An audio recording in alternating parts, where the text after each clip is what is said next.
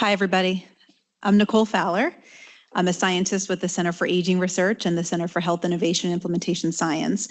I told Kathleen I don't need a formal introduction. And I don't have a quote from Thoreau, but my favorite poet, Homer Simpson, I'm going to say, "It's so simple to be wise, just think of something stupid to say and then don't say it."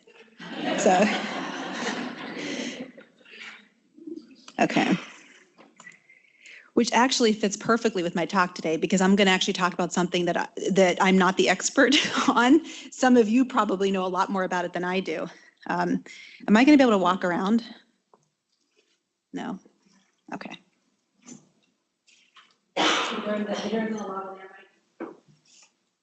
All right. I'll stay here. Okay. So I'm going to talk about recruitment.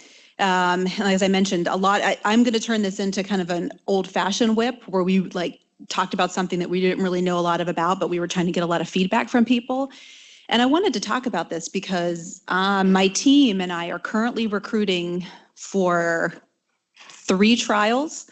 2 of them involve, actually 4 trials, I think. 3 of them involve dyadic recruitment, and then we're going to be actually starting 3 more projects. So we are hot and heavy on recruitment, and I want to get some ideas from folks about things that maybe we hadn't thought about. And I also wanted an opportunity to kind of dig into the literature a little bit more. But this is my reminder to plug a new study, just very briefly. We are awaiting any minute now an RFA, I'm sorry, a letter of, well, you know what I mean, the money, to actually do a new decision aid study where we're going to be looking at helping support older adults with the decision about when to stop driving. So how many people have ever had an older adult they know in their family or their clinic and thought, should they still be driving? So we're going to actually focus on that. Thank you. Good. Can you guys hear me? Okay. Great. So it's called Auto, and IU is one of the sites with UC Denver, and so it's a 2-site study. So we're going to be talking about that more, hopefully, really soon. So as I mentioned, I'm not the expert, but we spent an enormous amount of time in our group talking about recruitment. And I'm not going to talk about informed consent per se. This isn't sort of about any particular ethical part of recruitment, as much as it is just the activity of it and what we know about what works and what doesn't work. The first thing I found that there isn't actually tons of research that tells you what are good ways to do recruitment. Here's just a little bit of things that I found. It's important. It's a challenge for a lot of studies. There's the details about the activities and processes of recruitment, and then experimentally studying what works and what doesn't work. There's not a lot of data out there. There is some stats that say that participation is decreasing nationwide in all studies. I'm going to primarily talk about intervention studies today, since that's what we're doing a lot of right now, but this would certainly apply to survey research and other things. But in general, National Institutes of Health have been saying that participation in studies is down. 80% of studies actually never reach their target recruitment goal. And 34% of the studies say that they recruited less than 75% of their goal. And then 19 have been percent are on average sort of stopped early because of poor recruitment and just the sort of futility of ever being able to meet their numbers that they proposed. So, I mean, what are the consequences? And these are just a few of the things I found, and some of them are more lumped together, and we can talk later about other things that I missed. But in particular, it's the big science piece of it, right? Is that if we're not able to answer our research question with the appropriate number of people and power, it limits generalizability, and it really hinders our ability to answer the research question, which hopefully then is meant to improve health, diagnose and treat, find out what works, what doesn't work. There's also then ethical questions, right? And so we're spending people's time and their data and enrolling them, and then we're never really able to answer the questions. So they've sort of consented to something that never quite comes to fruition. So there's some ethical implications to that. Certainly financial, on the side of you as taxpayers who are funding a lot of these studies that then never are able to get to their goal. And then also just in general, I mean, the resources that we as an institute spend on doing these activities that don't meet our goal. And then lastly, and I think the team might, we try to not be demoralized, and we talk about it all the time, but it can sometimes be, hard on the team, that you have a goal, they're really committed to doing it, and we're not able to meet it. And so it's a constant sort of discussion about, gosh, what am I doing wrong? Even though that's not how we try to frame it, but it feels demoralizing. So not tons of things that I could find about why people are refusing. We keep pretty good data on why people refuse our studies, and we try to parse it out and look at it. This is generally what I have found, that there's just more protocols. There's more studies that are happening. And interesting, there's a lot more just surveys, and not even what we would call research, but like, when was the last time you took your car in? And they like immediately asked you to rate the service, or you went through some kind of customer service line and they immediately want you to stay on the line and rate your service. So people are kind of feeling fatigued, I think, not just in research fatigue, but survey fatigue and having to answer questions. So that's one of the things. I think related to that is a potential rise in the growing distrust of science. Now, whether it's because, we're seeing more of it and we're not quite sure how to gauge it and judge it. Did anybody hear about the new aspirin studies that came out this week into the media about all of a sudden now people should not be taking aspirin to prevent a heart attack? And so the public says, oh, great. Now, once again, you tell me I was supposed to do it, now I'm not supposed to do it. And if they're not particularly, literate in research and know how the process goes, that could be seen as flip-flopping. And people kind of wonder, what should I trust and, should I participate? And then the time commitments, of course, time commitments to participate in interventions in particular. People are busy. People have multiple jobs. They've got kids. They've got lives. And so if we're making it difficult, or in general, just for them to participate, that's a problem. And then also, too, we've talked, and like I said, this is not about informed consent, but there is a more formalized consent process that continuously has gotten more complicated over the years. I think there's now efforts to make that a little bit easier, but that's been a hindrance. And then lastly is this idea of unappreciated benefit. I think we, as scientists, we sell our ideas and we sell our grants to, in particular, the funder. They're our customer who we're kind of trying to sell. And so we convince them of the significance and of the benefit, but I'm not quite sure we do as good of a job of trying to align the benefits of the research with what people we're trying to recruit think is important. So there could be this disconnect of an unappreciated benefit of what we're trying to do. So they just say no. So I think this idea that, you just don't show up and say, all right, do it, and so that's obviously common sense. And I know we spend a lot of time building our staff, training our staff, talking about it. But I think a lot of times we don't maybe look at the data as much. And so I wanted to kind of delve a little bit into to see if we could understand a framework about some things that work and maybe what doesn't, what could we learn?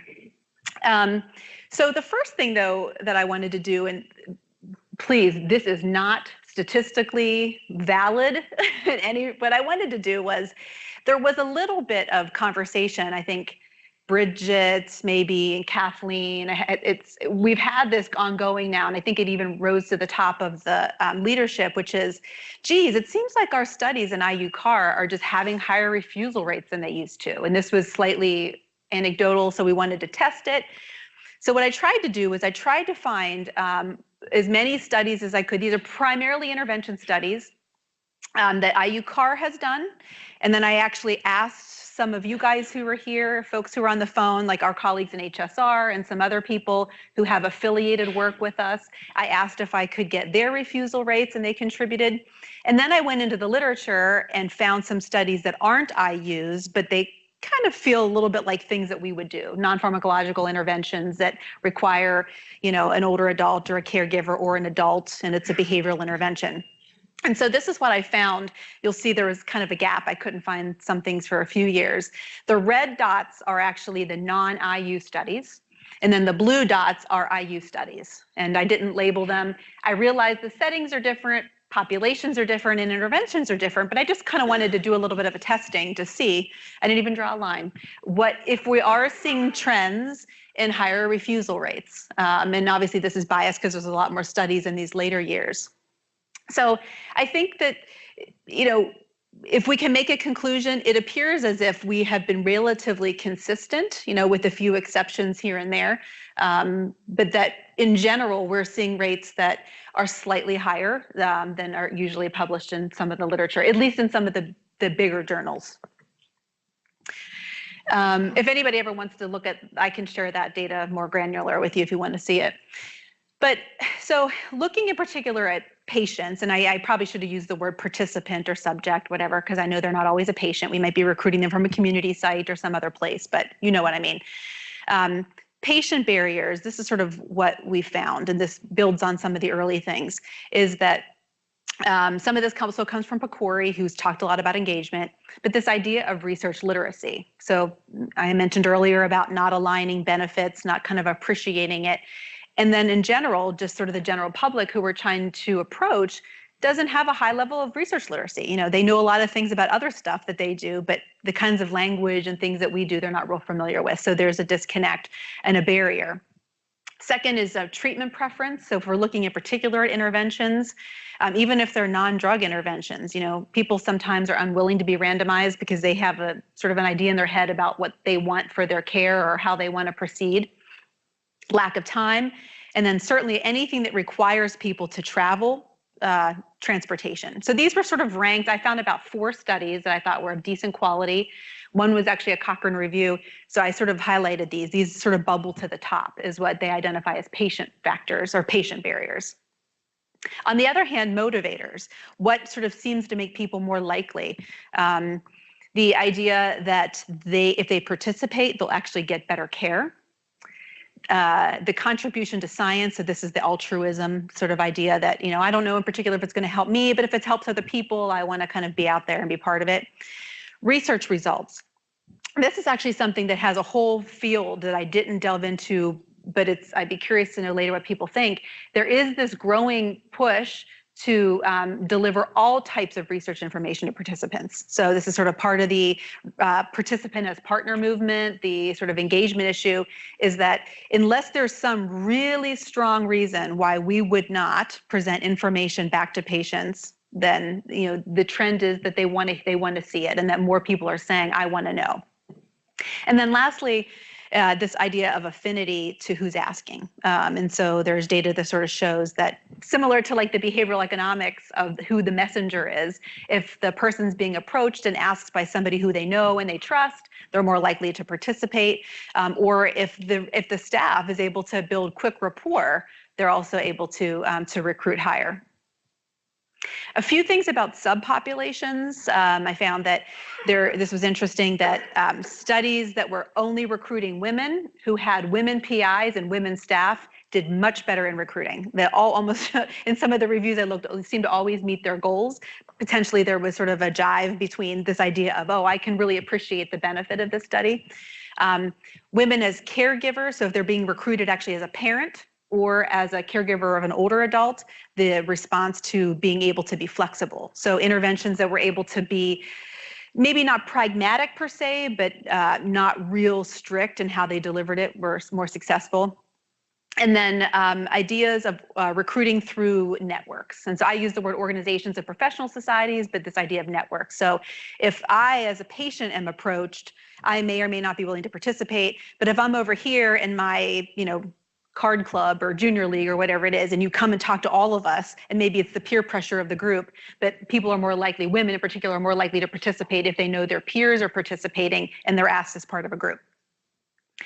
Older adults, the recruitment in general is harder just because we know that the ineligibility is higher, especially because if we're ruling out things like multiple comorbidities.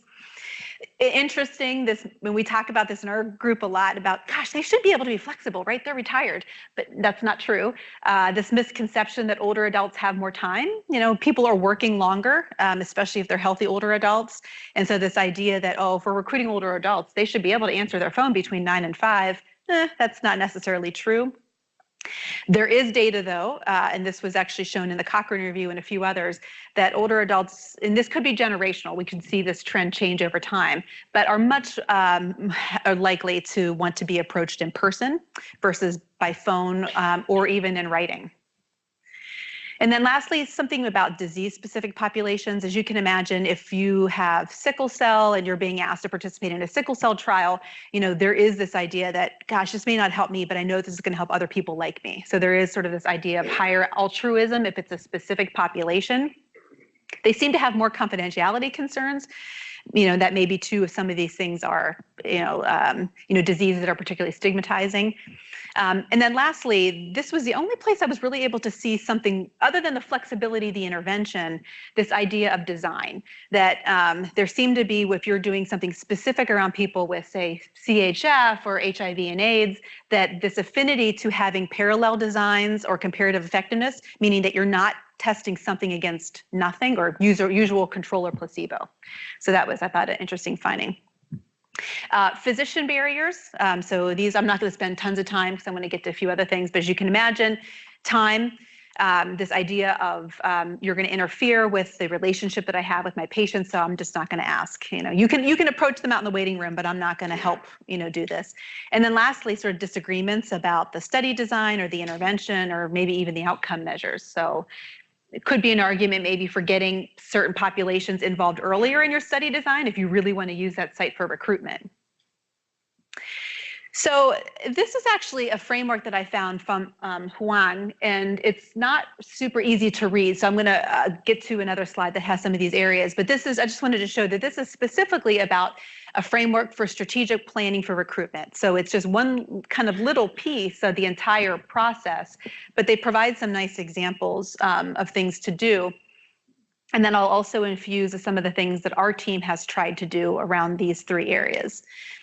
So the three big themes that group talked about was the sort of focus on the trial design and the protocol development, trial feasibility and site selection, and then lastly, the kind of communication, planning around the recruitment.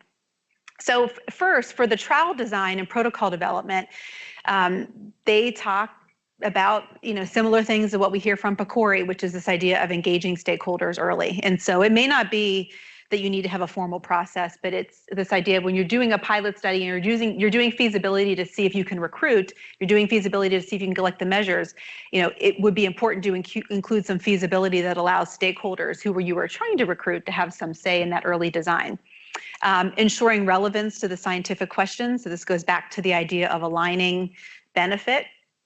Getting feedback about the intervention. So it is kind of comical sometimes that we sort of design studies and we're like, oh, this is super simple. Like we put these things in it and then you really kind of talk to somebody about it and they're like, what are these steps? How many things do we have to do? So I think making sure that we're getting a reality check a bit on the intervention, and it may not seem burdensome to us, but it might to the people we're trying to recruit. Realistic eligibility criteria. Really thinking hard about, do we really have to exclude this person? Is there a scientific basis for why this subgroup might be excluded or not? And then lastly, optimizing the data collection is sort of being creative about the ways that we collect data. I mean, I think we have a lot of technological expertise that, maybe it doesn't mean that we have to call people on the phone anymore. Maybe we can set it up in a way that we can sort of text people a link and, we're able to get, quality data that way. Trial feasibility and site selection. So I think, lots of studies kind of fail sometimes in the recruitment space because they didn't have an adequate, pilot that looked to see if they could really recruit this group. Realistic metrics and goals and milestones, and really looking at that. And I'll show you a bit in a minute, meaning that, not just for your once a month investigator meeting or your quarterly DSMB, but kind of drilling down pretty tight on a very real-time basis where you are on certain things. And our team has done a great job of that. Ensuring the appropriate budget, obviously, and performance monitoring. So not just like overall, but looking by site, looking by subgroup. And then lastly, building trust with the target population. This is hard, especially for those of us who aren't clinicians and who don't, we're not in a place where we know the environment super well. So sometimes that actually is not necessarily, like as I mentioned earlier, the actual patient, but maybe it's the clinicians. And so you're recruiting from a clinic site and you really kind of build trust with that group. in the hopes of being able to have that transfer over to the patients. Identify where people seek treatment and information. So no, not just the traditional places, but now there's a lot more places where people are seeking information about health. Balancing also the validity of it and having it sort of seem as if it's a sound project. Personalized and tailored materials. I think that we've tried really hard to do this. Like, so for example, this sounds sort of silly, but if we're doing a poster, having the pictures on the poster represent the population of where the poster is going to hang, things like that. And then I talked about earlier about emphasizing aligned benefit and a favorable view with the research experience. And so, for example, we have started to embed language into our letters to doctors that say, we would like to recruit from your clinic. So far, we've recruited 116 people, and we have had nobody's complained. And we sort of talk about how positive the experience has been for people. So trying to kind of portray that favorable view, and so letting them know that people have told us that they don't find this burdensome and they enjoy being a part of it. And then lastly, as I mentioned earlier, this thought about returning research results. So, I have a few more minutes. I wanted to have some for questions, but we have operationalized a few of these things. And as I mentioned, I want to get feedback. We're not the experts. Some of the things that we've done in particular, in addition to kind of constant and real-time monitoring on all of our important recruitment statistics, we do these sort of micro experiments where somebody says, well, what if we tried this? And so, okay, as long as it's within the parameters of what we are allowed to do, we may run a 1 week, 2 week, or 4 week experiment about, does that impact our refusal rate? Does that change our recruitment rate? And we keep data on it so we can call it and sort of say, yes, this is a good policy. We're going to keep moving this forward, or no, we're going to stop because it doesn't seem to yield any more benefit and it's taking time. That and having sort of good data tracking systems that allow for that. And, I think we're always learning how to make it more efficient. The staff do spend a tremendous amount of time they call them the zucchini, the potato. I don't know why. You'll have to ask them why they call them vegetables, but they do. Each study has a dashboard that's named after a vegetable. And then in particular, from a staffing perspective, that having there be one designee who that's their job. I mean, their job is to know that they're in charge of monitoring and reporting on all of the success and, not success and certain areas of recruitment. So that's what we've done here. This is so hard to see. And I even wondered if I should put it, but here's like an example where this is just one study where we break it down by sites. We sometimes break it down by RA, not to be pitting people against each other, but just to see some sites and some strategies yield better results than others. So we look at things like, recruits per hour at different sites, that kind of thing. And then obviously keeping sort of good things that you would normally report anyway, but sort of really detailed reasons about why people refuse and why they're not eligible. So I have about 6 minutes, I think, but I wanted to hear from those of you who know more about this than I do. What are some other ideas that you've seen that have worked?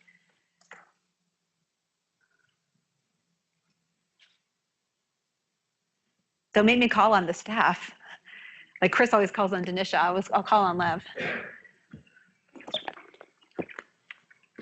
Do you pay incentives? Yeah, so I'm glad you brought that up. So there was one study that I found where incentives were mentioned as a potential motivator for people. But quite frankly, it usually falls lower on the list than what you might think. I mean, we always do as sort of almost respect for their time. But it doesn't seem to be a huge motivator. And at least not, it might vary, obviously. If you have a really extensive protocol that requires, blood draws and things like that. But I think we do as a practice, but it's never much.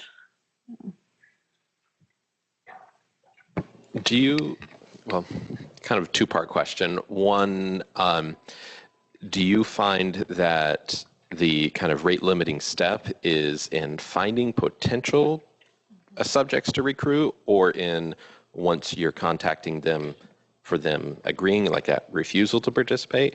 And kind of going along with that, have you found any rate limiting steps? When I looked at that kind of trajectory of initial contact through call and soft response, and I didn't catch all the titles, but is there a drop off somewhere that's been identified?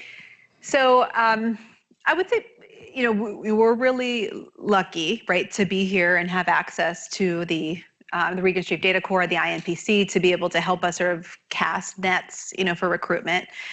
So I think that what I was in particular focused on was what might be ideas that are within our control as a study team to be able to impact. If I've got somebody in front of me and I know that they're eligible, I've already kind of gone through those eligibility steps.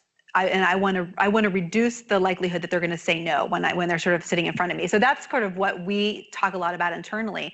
But I think that the idea of just getting to that point varies, right? So we do have one study in particular that has a lot harder eligibility criteria. And so I thought about that as I was kind of preparing this, because I thought, well, gosh, do I have to have all those criteria? So I think that varies. But finding the potential pool, at least for us, hasn't been an issue. It's just like, what are the things that we can do that when we know we have somebody in front of us who is eligible because we've screened them, to get them to say yeah. Yeah, Brian. I recruit people, and one of the things I get most often is there's so many scam calls, and I even get like 3 or 4 a day. So if you're recruiting over the phone, why are they going to pick up? So I have no idea how it works, but I know some companies have their name in the caller ID. Yes. With our resources, if we were able to do that, I know people would pick up. I'm so glad you brought that up, because we actually just talked about that again this week in Thanes here. So a lot of times what happens is when we call, it doesn't, I think it's, what does it say? When you call from a work phone, I think it says the trustees of IU, right? And so of course it's like, IU's calling for money again, that's probably what they think, or if they're a graduate. So I don't know. I mean, if there's ways, especially through the link system, to be able to, it would be great if we could call people and it would say the decade study, or. I can actually answer that question. So, as yay! a person. Since all of our phones are VoIP phones that go through IU, that is what all IU numbers come across as. And so that would be a system-wide change that IU would have to make to change that. So, yeah. Okay. It's something that may be done, but it would take a while to reach that point. So I know I brought it up. So link isn't something that you could customize and have that. No, that's the sad point of switching to phone over internet instead of actually having phone lines. Okay. Yeah. We would have to leave IU, and yeah, someone would have to pay for all those funds. So. So I think we've got 1 more minute. Chris? Yeah.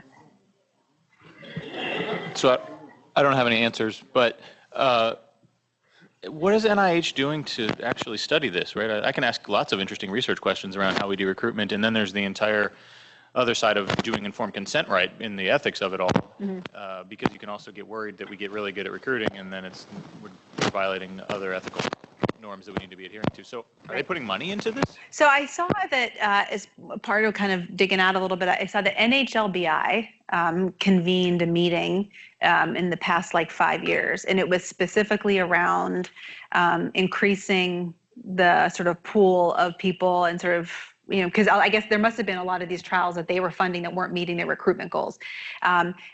Their recommendations didn't have anything different than what I sort of presented as some ideas to how to do it. There wasn't any let's lure people in with candy. They, nothing like that. So I don't know. I think that, I've sat on study section too. And now that I think about it, maybe those of you who have been on study section, have you ever had a discussion in study section where they've said, oh gosh, I don't think they're going to be able to meet these recruitment goals, or there isn't enough data to support that they can meet these numbers? I mean, that would be another thing, is it's sort of really emphasizing that in the review stage too. So, all right. Oh yeah, please. I'm just not sure if this is going to work, because this is really happening in the marketing world. So like a focus group discussion.